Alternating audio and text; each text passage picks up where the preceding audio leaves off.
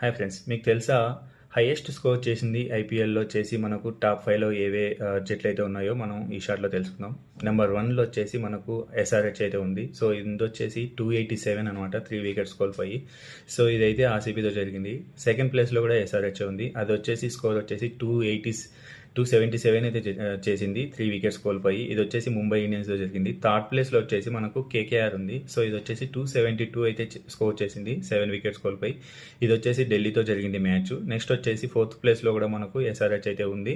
So ఇది వచ్చేసి 266 అయితే చేసింది, 7 వికెట్స్ కోల్పోయి. ఇది కూడా ఢిల్లీతో అయితే జరిగింది.